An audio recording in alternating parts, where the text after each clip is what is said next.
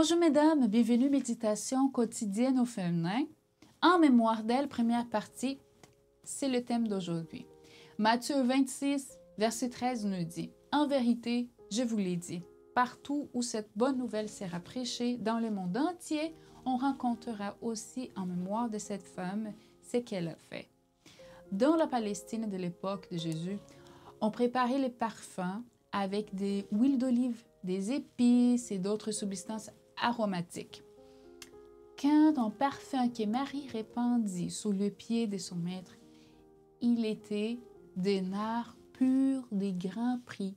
Jean 12, verset 3. Extrait peut-être des fragrantes racines de la nardostachie, jatamansi, plante qui pousse en altitude dans les montagnes de l'Himalaya. Dans l'Antiquité, cette plante servait à la préparation de parfums et de remèdes naturels.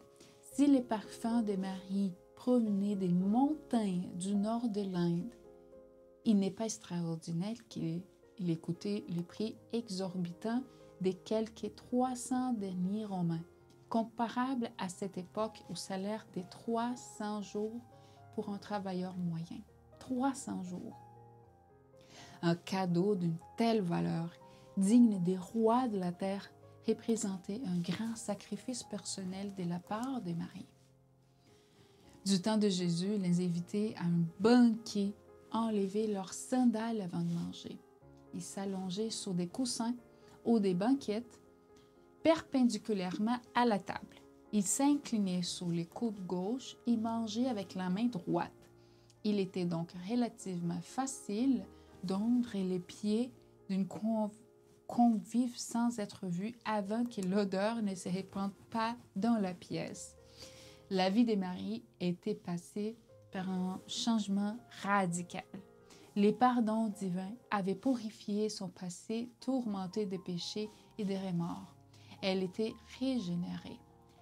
Ayant été esclave de l'ennemi, Marie connaissait maintenant la liberté en Christ. C'est pourquoi elle offrit le meilleur de ses possibilités à son maître, médecin et rédempteur. Ses parfums répandus représentaient sa vie répandue en offrande d'humilité sur l'autel divin.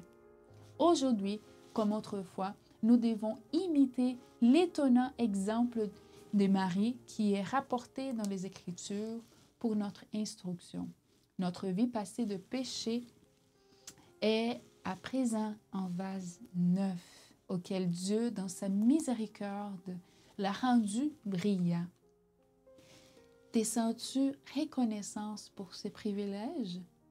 Au pied de la croix, offre-lui ta vie en sacrifice vivant. Il est un lieu où tu peux t'épancher aux pieds de Jésus. Bonne journée dans le Seigneur et à demain.